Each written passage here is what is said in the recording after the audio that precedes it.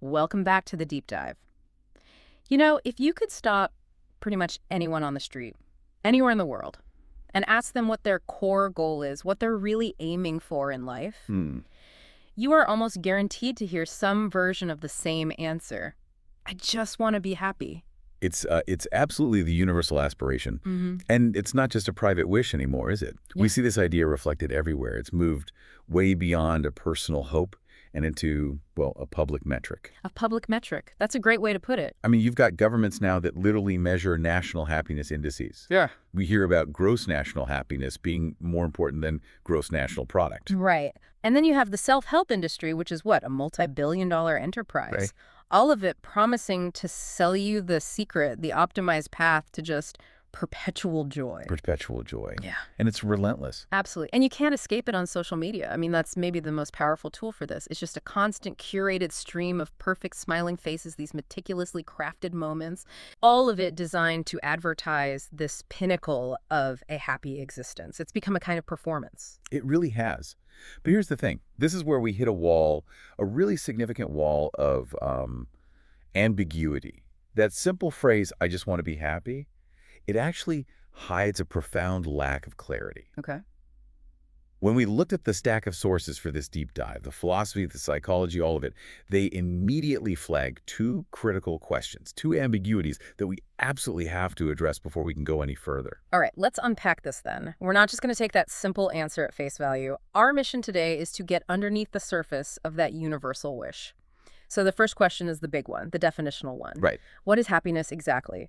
I mean, are we talking about intense physical pleasure, or is it more of a quiet, long-term contentment? Or is it something else entirely? Is it a life that's filled with meaning and purpose, even if it's hard? Or even a specific spiritual state, like a kind of radical inner peace. If we don't even know what we're aiming at, how can we possibly aim effectively? Precisely. Yeah. You can't hit a target you can't define. Yeah. And that leads directly to the second question, which is, I think, far more ethically challenging. It forces us to really question our priorities. Which is? Should happiness, in whatever form we end up defining it, be the central #1 goal of a human life? Or are there other values, things like justice or truth or moral courage, loyalty, maybe even the capacity for deep, committed love? Things that might, and perhaps should, take priority over how good we feel in the moment.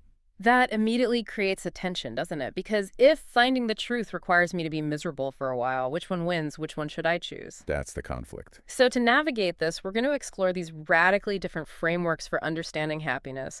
We need to clarify what the word even means before we can figure out whether chasing it is, a wise thing to do, or if it's actually, as some of our sources suggest, potentially dangerous. Exactly. We're going to clarify the goal, and then we're going to critique the map that most of us are using to try to get there. So settle in, because we are diving deep into the great human pursuit.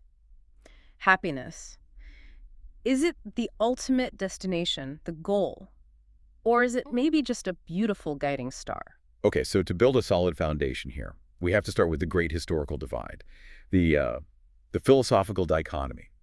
For literally thousands of years, thinkers have recognized that when we use this one simple word, happiness, we're actually talking about two fundamentally different orientations to life. And they often pull us in completely opposite directions. Completely. And understanding these two poles, what we'll call hedonic versus eudaimonic, it's really the key to unlocking the entire rest of our discussion. I mean, these concepts influence everything from how we shop to how we vote. So let's start with the first one, the one that's probably most familiar to everyone listening. Right. The first and certainly the most dominant concept in, I'd say, modern Western culture is hedonic happiness. The pleasure principle. The pleasure principle. It's that simple. It's direct. It feels quantifiable. It focuses purely on maximizing pleasant internal experiences, good feelings, and minimizing the negative ones. So this is all about seeking joy, comfort, satisfaction, fun, just feeling good most of the time. The goal is to maximize what psychologists call positive affect. It's like a simple ratio of good feelings to bad feelings. And its roots go way back, deep into ancient hedonism. Now, when most people hear that word hedonism, they immediately think of, wild parties and constant excess. Right, bacchanalian feasts and just total indulgence. And that's the shallow interpretation, which is, understandable. But philosophically, classic hedonism was actually more nuanced.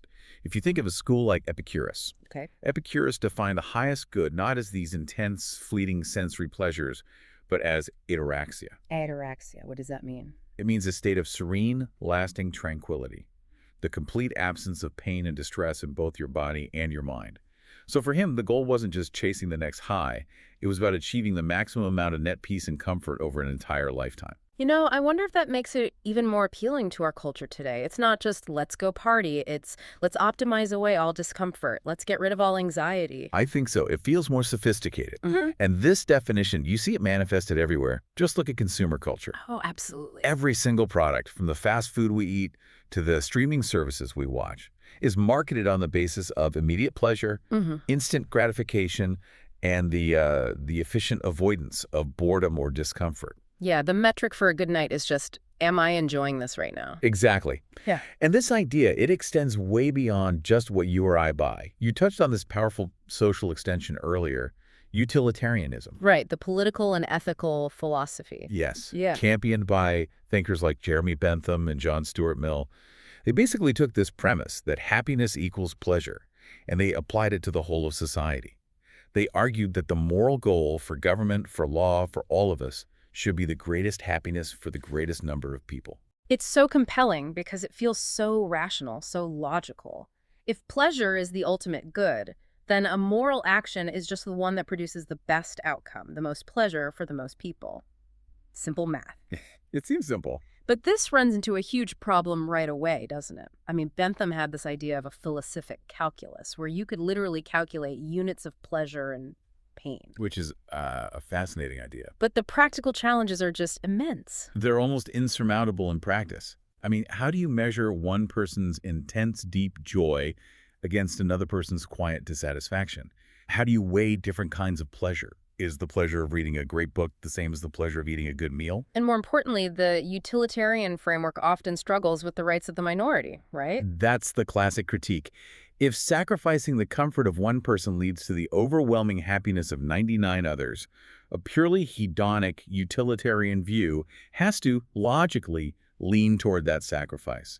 It shows the real limitation when pleasure becomes the only value in play. Okay, so despite those massive, massive challenges, we have to acknowledge why this hedonic view is so powerful. I mean, joy and comfort and play and delight, these are real, valuable parts of being human. Of course they are. And suffering does matter. Avoiding it is a valid goal. And maybe most importantly for the everyday person, the hedonic idea is just, it's intuitive. We all know what it means to feel good. Absolutely. Yeah. We don't need a philosopher to explain it to us. But if we stop there, if that's the only definition we have, we miss the entire other half of the human equation. And that brings us to the great counterpoint, which deeply challenges the simplicity of just chasing pleasure. And that is eudaimonic happiness. This is the one that's a bit harder to grasp initially. It's rooted in Aristotle's work. And the term itself, eudaimonia, is probably best translated not as happiness, but as something like human flourishing or living well. That's a much better translation. Yeah. Because if hedonic happiness is all about feeling good, eudaimonic happiness is definitively about being good and doing good. So it's not a feeling, it's an action. The key distinction is that flourishing is an activity, not a sensation. It involves the full, excellent functioning of your capacities as a rational social human being. It's about cultivating virtue, pursuing a purpose, and realizing your potential. And all of that requires effort. Effort, discipline, and very often periods of intense, necessary discomfort. It's not about avoiding the hard things. It's about engaging with them for the right reasons. This contrast is so profound. The Yeah. source material really nailed it with this example. If someone says, this life makes me happy, from a purely hedonic view, they mean, I enjoy it. It's comfortable. It's easy. right. But from a eudaimonic perspective, they might say the same words, this life makes me happy, but mean something totally different. They could mean, it is tremendously difficult sometimes, I face struggles every single day, but it feels deeply right, purposeful, and meaningful. Yes. It fundamentally suggests that the quality of your character and the meaningfulness of your actions are the real metrics of a good life, and those things can actually override your mere internal sensation. So a moment of, say, painful truth-telling from this perspective is better. It's eudaimonically superior to a whole lifetime of comfortable, pleasant lies. Absolutely. I love that distinction. The difference between a life that makes me happy versus a life that is good. It immediately brings effort and discipline and even sort of productive pain into the definition of what it means to succeed as a human. So now let's really dig into the critique. If we choose to define happiness only by positive internal sensations, comfort, ease, enjoyment, we inevitably run into these major structural problems. And these problems, they really expose the limitations of having such a singular focus. It suggests we're built for something more than just comfort. And to start, we have to talk about the classic philosophical thought experiment, the one designed specifically to test the limits of pure pleasure, the wirehead problem, or sometimes it's called the experience machine. It's such a powerful scenario. It is. This thought experiment is crucial because it isolates the core value proposition of hedonism. So imagine a futuristic machine, a machine that could directly stimulate the pleasure centers of your brain, completely overriding all your natural experiences. It would give you an intense, continuous, customized stream of euphoria. The best feeling you can possibly imagine, non-stop, tailored perfectly to your every fantasy. And while this is happening, your body is completely passive. You're just, sitting in a nutrient-filled pod somewhere? You are perpetually, maximally delighted. Yes, but here's the catch, the critical part. Your real relationships disappear. Your ability to learn new things stops. You no longer engage with the external world in any meaningful, authentic way. Everything you feel is a perfect, flawless simulation. And the question the philosophers pose is a simple one. Is that the best possible life? Would you plug in for the rest of your life? And when this is presented to people, historically in contemporary studies anywhere, the overwhelming response is a rejection. People say no. They choose the messy, imperfect, often painful reality of a world over that perfect simulated bliss. See, I want to push back on that for a second. I struggle with that. If the feeling is perfect, why isn't that the highest good? If the goal is happiness, and we've defined happiness as a good feeling, this machine gives you the maximum good feeling. By rejecting it, we are actively rejecting maximum happiness. What are we losing? That's the perfect question. And the rejection itself is the core insight. We reject the machine because we care about fundamental goods that are completely independent of our internal state. Like what? Well, first, we value reality. We want the world we interact with to be true, not a simulation created by wires in our brain. We want our achievements to be real. So we value agency and achievement. We want to earn our successes through effort, not just be given simulated rewards. Exactly. And maybe most powerfully, we value integrity and love. Yeah. And those things require real risk, real vulnerability with other actual people, not just being a passive vessel for pleasure. The machine can give you the feeling of being loved, but it can't give you the reality of loving someone. So the rejection of the machine proves that we're not just pleasure-seeking animals. We're meaning-seeking, truth-seeking, and relationship-seeking animals. We are. If that life of pure stimulation in a pod feels fake and empty, then happiness, if it's going to be worthwhile, has to include authenticity and real interaction with the world, even when the world is difficult. The machine gives us the feeling of a great life, but it denies us the reality of one. And we don't even need a futuristic machine to run into this problem. We see a version of it today in what you could call the shallow life problem. You can construct a life entirely around those principles of maximizing comfort and distraction and avoiding all pain. This is the life built on, ceaseless consumption, endless entertainment, and immediately running away from anything that's emotionally uncomfortable. And on the surface, this life can look idyllic. You have plenty of money, comfortable surroundings, constant stimulation, perfect ease.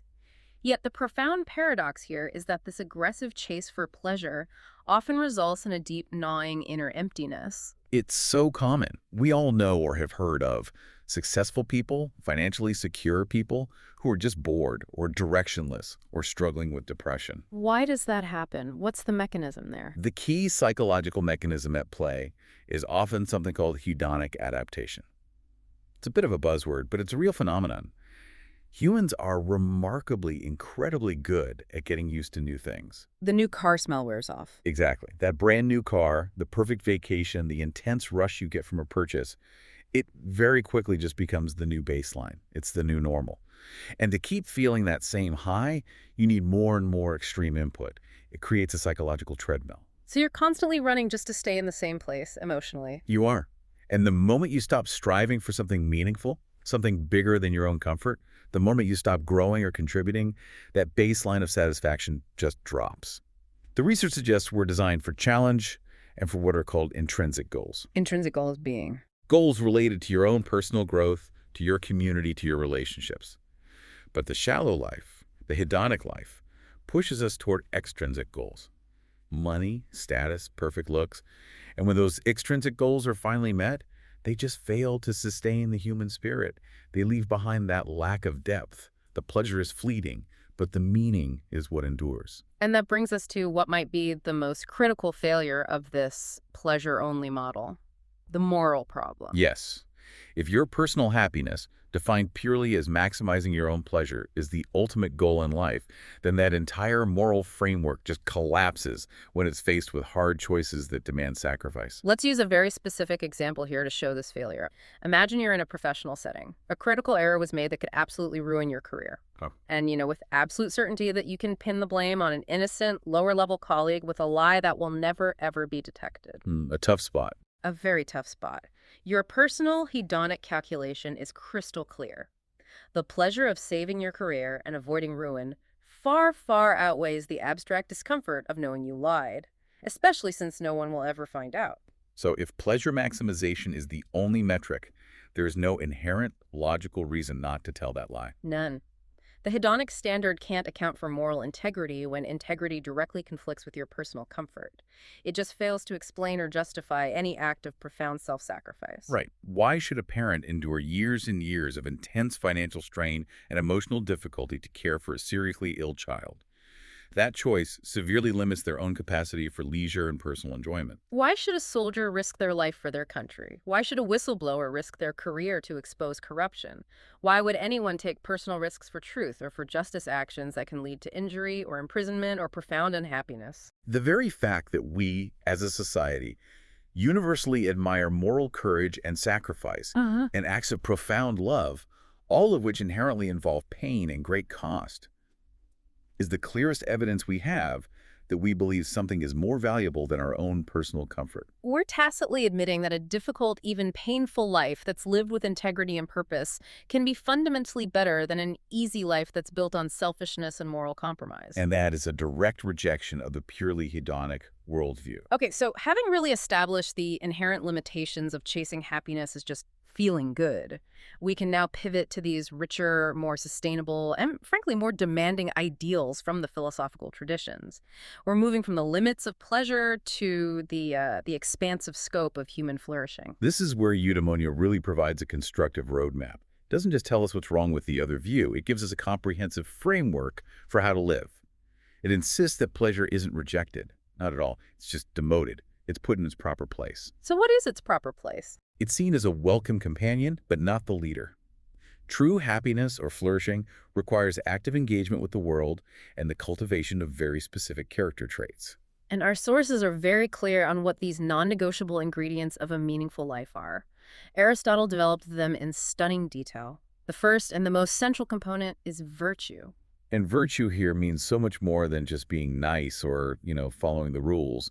It means cultivating specific excellences of character. What kind of excellence? Things like courage, justice, practical wisdom. The Greeks called it phronesis, temperance, self-control. Being a flourishing person is defined by being a good person, someone whose character is reliable and robust, especially under pressure. That concept of phronesis, practical wisdom, seems key here, doesn't it? It's not just about knowing the moral rules in a textbook. No, not at all. It's the wisdom to know how and when to apply them in complex, messy, real-world situations. It's the ability to find what Aristotle called the golden mean, the right amount of courage in a situation, avoiding the extremes of being reckless on one hand or cowardly on the other. Exactly. It's a kind of moral dexterity, and it's hard work. Flourishing demands discipline and high moral effort. It's not a passive state. Okay, so virtue is number one. What's the second component? The second is purpose and meaning. A flourishing life must be directed outward. It has to be aimed at goals and projects that matter beyond your own self. It's this feeling that your life contributes to some larger whole that gives coherence to your suffering and gives direction to all your effort. That makes so much sense. In the absence of a purpose, all suffering just feels arbitrary and pointless, doesn't it? It's just misery. But if you're enduring a struggle for a clear goal, say you're an artist writing a great novel, or an activist building a community center, or a parent raising a healthy family, The struggle gets integrated into the meaning of the story. Hmm. Without that purpose, the struggle is just, well, it's just misery. Right. And third, and this is something that's often overlooked by the inward-focused pursuit of pleasure, is relationships. Ah, yes. Happiness is not a private internal project you work on by yourself. Aristotle argued that humans are, by our very nature, social animals. Flourishing requires deep friendships, committed love, family ties, robust community involvement. Ah. Isolation, no matter how materially comfortable your circumstances are, is totally incompatible with flourishing. It's the commitment in those relationships that makes them so essential, but also so challenging. I mean, deep relationships, they demand vulnerability and patience, and very often choosing the other person's needs over your own immediate comfort. Which again directly conflicts with that purely hedonic priority of maximizing your own good feelings. Right, so we have virtue, purpose, and relationships. What's the fourth? The fourth is growth. The flourishing life is not static. It's always in motion. It requires constant learning, improving, expanding your capacities, seeking wisdom. The comfort seeker stops growing the moment the growing gets difficult or painful. The flourishing person, on the other hand, understands that difficulty isn't a bug in the system. It's a feature. It's necessary for development. This all beautifully encapsulates what you called the byproduct concept earlier. In this flourishing view, pleasure isn't the primary target you're aiming at. It's more like a side effect. It's the natural outcome of living a virtuous, meaningful, and engaged life. That's it exactly. If you focus on building a worthwhile character and pursuing noble ends, moments of joy and contentment will just arrive spontaneously. They're a reward for living well, not the initial goal you were chasing. And the incredible strength of this view is that it immediately explains why we admire people who choose suffering for a just cause. We don't think that Mother Teresa or, a civil rights leader was necessarily happy in the hedonic sense every single day. I'm sure they weren't. But we universally recognize that they lived a good life, a flourishing life, because their actions were so deeply aligned with virtue and purpose. But I do need to challenge this because, frankly, it sounds exhausting. Isn't this just a recipe for burnout? Where is the space for simple, unearned joy in Aristotle's structure? If every action has to be measured against this ideal of virtue, does that just eliminate all the spontaneity and lightheartedness from life? That is a crucial question. And it really speaks to the potential rigidity of the eudaimonic framework if you apply it too strictly, like a checklist. Yeah. The answer, for Aristotle at least, lies in balance, in that mean you mentioned. Okay. The pleasure principle isn't eliminated, it's integrated. The flourishing person absolutely enjoys food and play and comfort, but they enjoy it appropriately. And appropriately means it doesn't detract from their higher purpose or corrupt their character. So simple joy is kind of the fuel, but purpose is the engine that directs it. That's a great way to put it. The goal isn't constant strain, but purposeful activity. And purposeful activity includes rest and rejuvenation. That distinction helps a lot. Now, let's bring in a third, really distinct philosophical angle that kind of moves the goal entirely away from external action and attainment and focuses on internal liberation, inner peace. Yes, this view is so powerfully represented in ancient philosophies like Stoicism, and even more so in certain Eastern contemplative traditions, particularly Buddhism. The focus here shifts from getting what you want, which is the hedonic view, Or achieving the good life, which is the eudaimonic view. to achieving freedom from being enslaved by what you want. That is a radical inversion of the whole Western pursuit. It is. The central idea here is that suffering is not ultimately caused by our external circumstances, poverty, loss, physical pain, but by our constant internal craving. We crave things we don't have, we live in fear of losing the things we do have, and we desperately seek external validation from others. This attachment, this endless cycle of desire and aversion, is what ensures we're perpetually dissatisfied. So true well-being in this tradition comes from a set of internal practices aimed at radical mental clarity. Exactly. These practices focus on seeing the impermanence of everything, realizing that all feelings, pleasant or painful, will eventually pass, and then systematically letting go of your attachment to desired outcomes. The goal is not excitement or even achievement, but liberation. And a big part of this is cultivating wisdom, understanding the mechanics of your own mind, and crucially developing compassion both for yourself and for others. That compassion naturally pulls you out of that inward-focused obsession with your own state. It does. And the look of inner peace is so different from the excitement of the hedonic ideal. It's a quieter, more profound sense of okayness. and it's characterized by equanimity. Equanimity. Equanimity is not apathy. It's not emotional numbness. It's the ability to stay steady and balanced and present through all the ups and downs of life, to meet pleasure without grasping onto it, and to meet pain without being terrified of it. So, if the eudaimonic life is defined by purposeful action in the world, the inner peace life is defined by a kind of non-reactive freedom from the world's constant demands on your emotional state. That's a perfect way to summarize it. It's a profound shift in focus. The success metric is not what I achieve externally, but what I cultivate internally, the liberation of my own mind from suffering. What's so fascinating is to see how these ancient philosophical concepts, pleasure, flourishing, inner peace, how they map almost perfectly onto the frameworks that are being used in modern psychological research today. It proves that humans have been wrestling with these same essential definitions for millennia. Absolutely. Contemporary psychology ran into the same problem. They recognized that the word happiness was just too ambiguous, so they tried to operationalize these historical ideas into categories they could actually measure. This led researchers to establish three key distinctions that largely mirror everything we've just discussed. Okay, so what's the first one? The first is momentary positive emotion. This aligns perfectly with the hedonic view. It's a measure of how you feel right now, in this moment. It's your ratio of smiling to frowning. It's the immediate experiential reality. Simple enough. And the second? The second is life satisfaction. This is much more reflective. It requires you to step back from the current moment, to pause whatever you're feeling, and ask yourself a bigger question. Overall, when I look at the big picture of my life, my career, my relationships, my health, my personal progress, how is it all going? So that brings in a cognitive, judgmental element that goes way beyond just a fleeting feeling. It does. And then third, there is meaning in life. This measures the extent to which you feel your life has purpose, coherence, and some kind of ultimate significance. Do the pieces of your life fit together into a story that makes sense to you? Do you feel your existence is worthwhile? And this is where the empirical research becomes the ultimate tool for critiquing that pure, pleasure-only view of happiness. It really is. Yeah. The studies consistently suggest that you can, in fact, score very high on momentary positive emotion. You're comfortable, you're stimulated, you report being happy day to day, but still score very low on meaning in life. That hedonic maximum just fails to fulfill our deeper needs for purpose and depth. And conversely, and this is so crucial for anyone listening who is facing a serious hardship, the research also shows that you can have a life that involves significant chronic pain, great effort, and substantial self-sacrifice. Right. Think of a parent caring for a child with a severe disability, or someone fighting for decades for social justice. And they can still reflectively feel that their life is profoundly worthwhile and meaningful.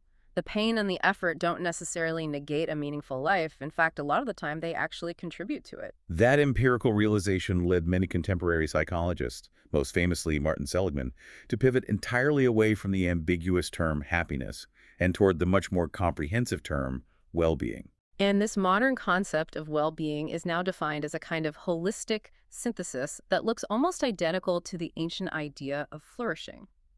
While you see different acronyms for it, the consensus model of well-being typically includes 5 essential pillars. Right. And those pillars are, first, positive emotion, so the hedonic part is still included, but it's balanced by the others.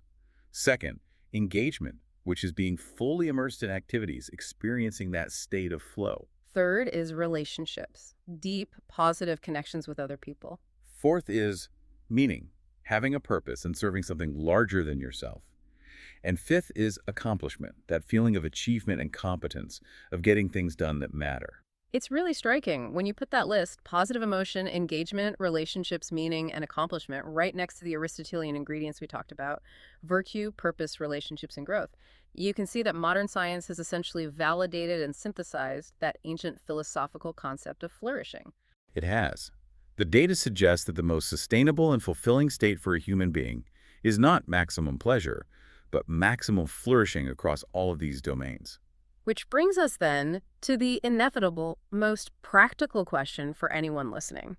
Knowing all of this complexity, should happiness in any of these forms actually be the ultimate goal of life? And our sources give us 3 competing but all valid answers to that question. Let's hear them. What's answer A? Answer A says yes, but define it deeply. This is the modern flourishing advocate's position. They argue that happiness is the main goal, but only if we define it robustly as eudaimonia or well-being. The aim of life is to live as well as possible, integrating virtue, meaning love, growth, and yes, pleasure too. So pleasure is a crucial part of the equation, but it has to be governed by virtue, not the other way around. Exactly. Then you have answer B, which says, no, other values are more important. This is a sterner, more ethical viewpoint, heavily influenced by thinkers like Kant or the classical Stoics. They argue that happiness, while it's nice and important, must be secondary to things like moral duty or truth. The moment you elevate your personal feeling to the top priority, you risk sacrificing the fundamental integrity of your character. So if your goal is justice, for example, and achieving justice requires you to suffer immensely, then your choice is clear. You choose justice. The primary goal is to live in line with what is true and good. And happiness is a possible and certainly a wonderful result of that life, but it's neither guaranteed nor the first thing you should be chasing. It's about placing moral integrity ahead of emotional comfort. All right. And what's the final answer? Answer C? Answer C is maybe the most psychologically insightful. It views happiness as a byproduct. This is the famous idea that happiness is paradoxical. If you try to grab it directly, if you aim for the feeling itself, it tends to be elusive. It slips away. It's like trying to grab smoke with your hands. But if, instead, you focus your energy on the things that give life meaning, loving other people, engaging in challenging and worthwhile work, cultivating deep connections, practicing gratitude. In other words, if you focus on the ingredients of flourishing, Then happiness often just follows naturally. It works best as a spontaneous result of a worthwhile life, not as the direct object of the chase itself. it suggests the goal should be to live a life of profound worthiness. And happiness is just the excellent feedback mechanism that tells you you're succeeding at that. That concept of happiness as a byproduct leads us directly into the final, and I think necessary, critique. If happiness is this complex and elusive, what happens when we ignore all that nuance and we make simple, hedonic happiness the ultimate singular purpose of our lives? What are the dangers of doing that? Our sources synthesize the warnings from both philosophy and psychology, and the message is clear. Making happiness the ultimate single goal is a recipe for fragility, for arrested development, and very often for profound unhappiness. The danger isn't in seeking joy, it's in worshiping happiness. And the first, most obvious pitfall of that is the avoidance of necessary pain. If your ultimate standard for a good life is simply feeling good, then you are constantly incentivized to avoid anything that feels difficult or painful or uncomfortable in the moment. And that means avoiding the hard, clarifying conversation you need to have to salvage a relationship. It means avoiding the sacrifice required to maintain your physical fitness or to achieve professional excellence.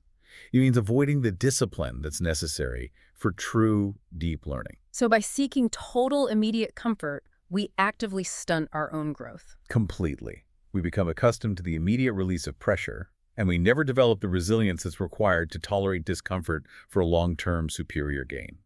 And this leads directly to a profound sense of shame about negative emotions. When the cultural narrative, which is fueled by social media and all those self-help slogans, relentlessly insists that you should always be happy, that joy is the default state of a successful person, then anyone who is experiencing genuine sadness or anxiety or grief or frustration starts to feel this profound sense of personal and moral failure. The self-critical thought is just lethal. It's, if I were better, if I had achieved enlightenment, if I would just follow the 7 steps in the book, I would never feel this way. Right. And that immediately isolates the person.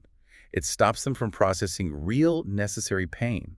It makes suffering into a private moral failure instead of what it really is, an inevitable shared part of the human condition that actually requires empathy and connection to process. And then there's the really challenging problem of self-centeredness.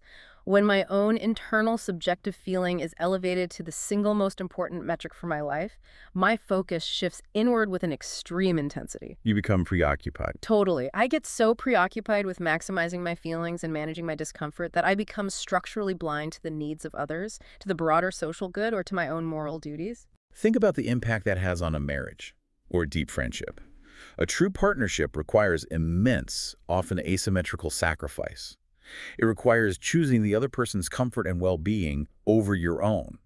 If your pleasure is paramount, you are systematically undermining the vulnerability and the self-giving that are required for deep connection. So that obsessive focus on me creates an isolation paradox. It ultimately destroys the very relationships that are essential for long-term flourishing. Exactly. And finally, this idolization of happiness leads to fragility. When happiness is elevated to an ideological requirement, any encounter with real, unfixable suffering, the loss of a loved one, a betrayal, a scary diagnosis, a major failure, it doesn't feel like a setback anymore. It feels like a total catastrophic failure of the entire system.